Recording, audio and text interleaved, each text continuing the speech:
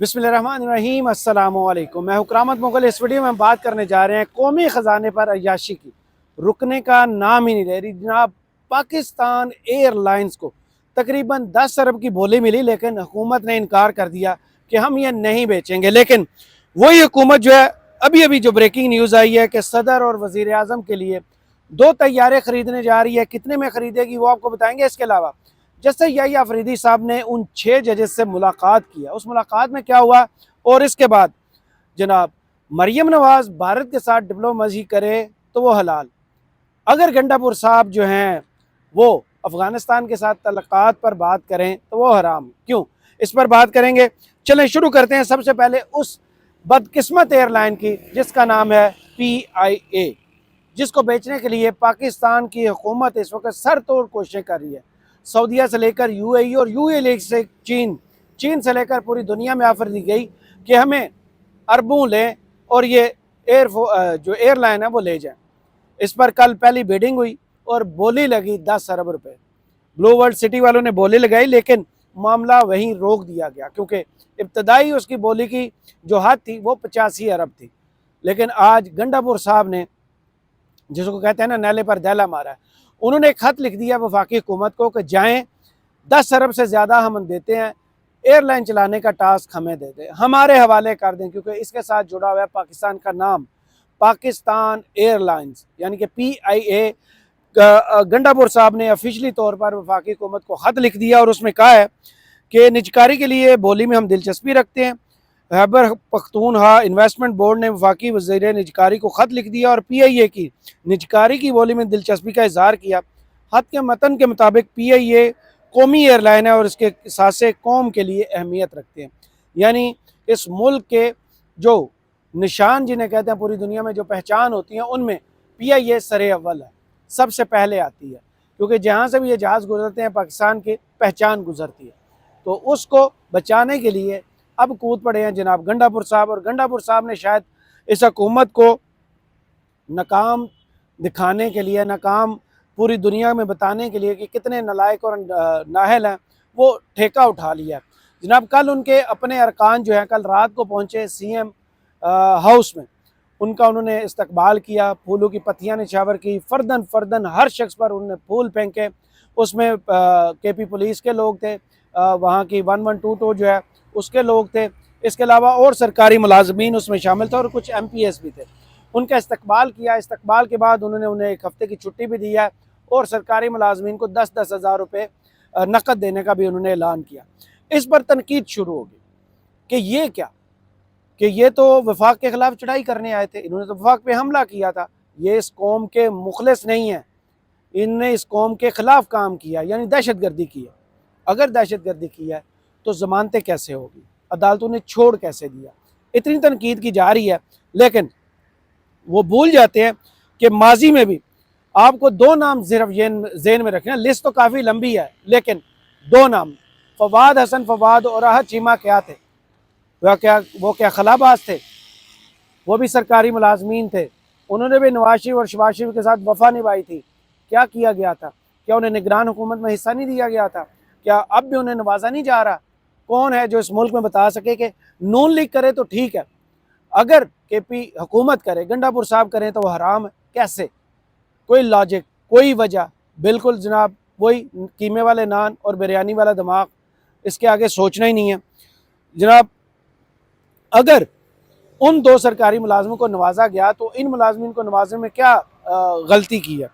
इसके अलावा जनाब अगर हम बात करें तो इस पर बात की जा रही है कि गंडापुर साहब जो हैं उन्होंने वफाकी सरकारी मुलाजमीन के साथ छुट्टियां दे दी, नकद पैसे देते, बूल निछावर कर दिए, लेकिन वो बताने से कासर हैं, इतनी मुनाफकत है। उनमें से एक शख्स ये बताने से कासर है, क्या किसी वज़ीर आला को 2 दफ़ा गायब किया गया?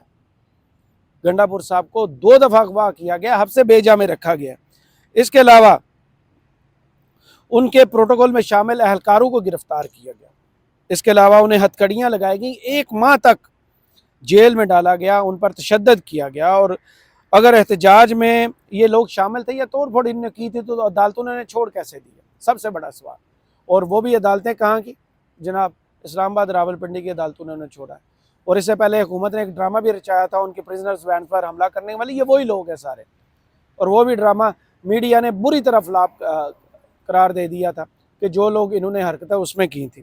اس کے علاوہ جناب اگلی بات میں آتا ہوں یا افریدی صاحب کی بات کی طرح، لیکن اس سے پہلے مریم نواز صاحبہ نے اسموک کے ایشو پر بھارت سے ڈپلومیسی کی بات کی کہ ہمیں انوائرمنٹ ڈپلومیسی مشرقی پنجاب کے ساتھ کرنی چاہیے، وہاں کی وزیر اعلیٰ کو مجھے خط لکھنا چاہیے، اور یہ انسانی جانوں کا مسئلہ ہے۔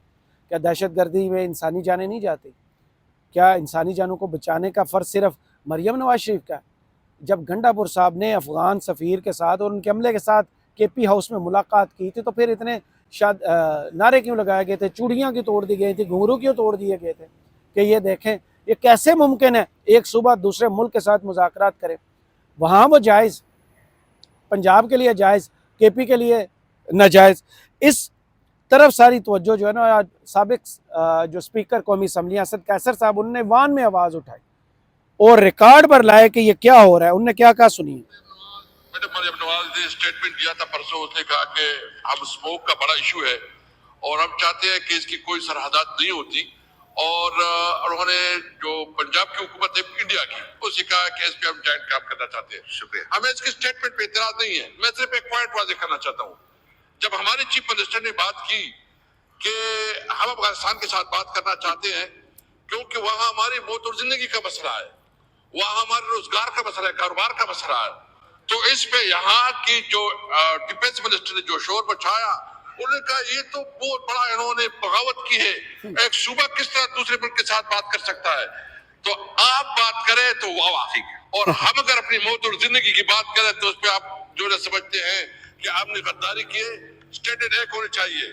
جو مریم نواز بات کر رہی ہے، اس طرح علی امین نے بھی بات کی تھی، منسٹر نے کہا تھا کہ اس وقت ہمارے کاروبار بند ہیں، جس طرح کا ہماری جو لا اینڈ آرڈر کی صورتحال ہے، ہمیں ضرورت اس بات کی ہے کہ ہمیں افغانستان کے ساتھ کاروبار کرنے کی اجازت دی جائے۔ جناب اجازت مل جائے لیکن پھر بھی وفاق کا حصہ تو اس میں ہوگا۔ وہ وفاقی حکومت جو پی آئی اے کو 10 ارب میں بیچنے پر تلی ہوئی تھی، اس کی حکومت، اس کے وزیر اعظم اور صدر کے لیے جناب 2 جہاز جو ہیں وہ 1 ارب 80 کروڑ کے لیے ان کی گرانٹ کی منظوری دے دی گئی۔ وہ ملک جو آئی ایم ایف کے ساتھ ایک گھٹنے ٹیک کے بیٹھا ہوا ہے، ناک سے لکیریں نکال رہا ہے، جہاں کی معیشت تباہ ہو چکی ہے، جہاں کے ہر شہری کا حال یہ ہے کہ 2 وقت کی روٹی کے لالے پڑے ہیں، ان ملک کے 2 شہزادوں کے لیے جناب 1 ارب 80 کروڑ کی گرانٹ منظور کی گئی ہے کہ ان کے لیے اڑنا بہت ضروری ہے۔ ایک کی تو ایڑی ٹوٹی ہوئی ہے، وہ یو اے ای کے ہاسپٹل میں پڑے ہیں، دوسرے کی آج کل کمر درد غائب ہے، تو وہ بھی ادھر ادھر اڑی رہے ہیں، قطر، سعودی عرب وہاں کے دورے کر کے آج واپس آئے ہیں، اور کہتے یہ ہیں کہ میں بہت سی انویسٹمنٹ لے کے آؤں، لیکن وعدوں کے علاوہ اس ملک کو کبھی کچھ نہیں ملا۔ جناب اس کے بعد سب سے اہم سٹوری کی جانب چلتے ہیں، اور وہ ہے جسٹس یحییٰ افریدی صاحب نے، میں بار بار اپنی ویڈیوز میں کہتا ہوں کہ تہیہ کیا ہوا ہے شاید کہ گرم توے پر ہی بٹھانا ہے، ان کی ناک سے خون رسوا کر چھوڑنا ہے، ان کے سینے پر مونگ دلتے رہنا ہے۔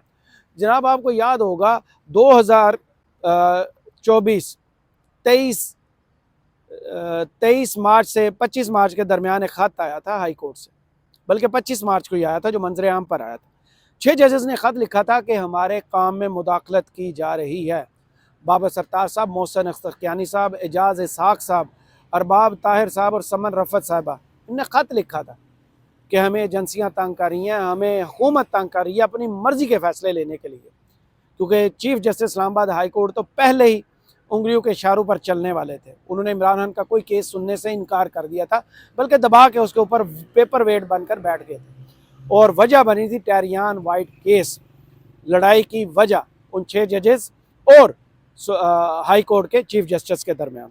وہ لڑائی اتنی بڑی کہ باہر سے کالز آنا شروع ہو گئی، باہر سے مطلب آپ سمجھ رہے ہیں، کالز آنا شروع ہو گئی ان ججز کو، اور حکومت کی طرف سے جب دباؤ آیا تو انہوں نے سپریم کورٹ کے قاضی صاحب کے نام ایک خط لکھ دیا، اور اس خط میں سارا معاملہ لکھا، اور ساتھ یہ بھی بتایا ہمارے پاس تمام کے تمام جو ہے وہ شواہد اور ثبوت موجود ہیں، اگر ہمیں آپ موقع دیں، فورم پہ بلائیں، کونسل کا اجلاس بلا لیں سپریم جوڈیشل کونسل کا، تو ہم یہ معاملہ پورے پاکستان کی ہائی کورٹس کے ممبرز کے سامنے رکھنا چاہتے ہیں۔ چاروں ہائی کورٹس نے سپریم کورٹ کو خط لکھے کہ ہم ان کے ساتھ کھڑے ہیں، مداخلت ہو رہی ہے، سب نے اپنا اپنا قصہ سنا دیا کہ ہمیں کہاں سے فون آتے ہیں، ہمیں کہاں سے پریشرائز کیا جاتا ہے، لیکن اس وقت کے قاضی صاحب نے وزیر اعظم کو بلا لیا, چیمبر میں بلا کے آپس میں جیسے کہتے ہیں نا ساز باز کر لی, اور ایک کمیشن بنایا جس کے سربراہ بنائے گئے سابق سپریم کورٹ کے جسٹس تصدق جیلانی صاحب. سوشل میڈیا پر بحث ہوئی, تنقید ہوئی, انہوں نے ہاتھ باندھ لیے, قاضی صاحب نے ان سے ناراضگی کا اظہار بھی کیا, سو اینڈ سو بہت باتیں آگے چلتے رہے. لیکن قاضی صاحب نے اس کیس کی سماعت شروع کی تو 3 مئی 2024 کے بعد اس پر ایک بھی سماعت نہیں ہوئی. قاضی صاحب نے دھڑا دھڑ نون لیگ کے لیے کام کیا, مخصوص نشستوں والا معاملہ ہو, نیب ترامیم والا معاملہ ہو, یا پھر 63A والا معاملہ ہو, یا پریکٹس اینڈ پروسیجر کے تحت بنی ہوئی کمیٹی کا معاملہ ہو, ہر جگہ قاضی صاحب نے دھڑا دھڑ رفتار اپنی جسے کہتے ہیں نا 500 کلومیٹر پر سیکنڈ رکھی ہوئی تھی. لیکن اپنے ججز کے معاملے میں, اپنی عدلیہ کے معاملے میں وہ کہتے تھے یہ میرے دور میں نہیں ہوا, یہ معاملہ نہیں ہوا. اب جو ہے جو نئے چیف جسٹس بنے ہیں, جن کو ہم کہتے ہیں کہ یہ آؤٹ آف سلیبس آ گئے, حکومت نے کچھ اور گیس کیا تھا کہ یہ آئیں گے ہماری انگلی پکڑ کے جہاں ہم چلانا چاہیں گے وہاں چلیں گے. لیکن ایک ہفتہ ہونے کو ہے انہوں نے تہیہ کیا ہوا ہے کہ اس ملک میں آئین اور قانون اور سپریم کورٹ پر پاکستانی عوام کی جو اعتماد جو اٹھ چکا ہے اس کو بحال کریں گے. اور میرے حال میں انہوں نے سٹیپس لینا شروع کر دیے ہیں, اور یہ بہت بڑا سٹیپ ہے کہ آج وہ ان 6 ججز سے ملے بھی ہیں, ان کا دکھڑا بھی سنا ہے اور ان سے سلوشن بھی لیا ہے. اور بہت جلد آپ ایسی خبر سنیں گے کہ وہ جو 3 مئی کو ادھوری سماعت چھوڑ کے قاضی صاحب بھاگ گئے ہیں اس پر دوبارہ سماعت شروع ہوگی. اور ان 6 ججز کے پاس جو ثبوت ہے وہ سامنے لا کر جو اس کے ذمہ داران ہیں, حکومت میں بیٹھے ہیں یا حکومت کے پیچھے بیٹھے ہوئے, ان سب کو انصاف کے کٹہرے میں کھڑا کیا جائے گا. اور اگر عدلیہ کے ساتھ چیف جسٹس صاحب کھڑے ہوں گے تو ان کا اعتماد بحال ہوگا, ان کا کانفیڈنس اور جرت واپس آئے گی. اور اگر ہائی کورٹ کی جرت مل جائے گی تو نیچے کی عدلیہ جو ہے جس کو ہم لوور کورٹس کہتے ہیں وہ ویسے ہی ماشاءاللہ بہت جرت سے کام کرنا شروع کر دے. تو دیکھتے ہیں اس ملک میں شاید انصاف میں تبدیلی کا جو ہے وہ رائیول ہو گیا, آ چکی ہے تبدیلی, آنا شروع ہو چکی ہے.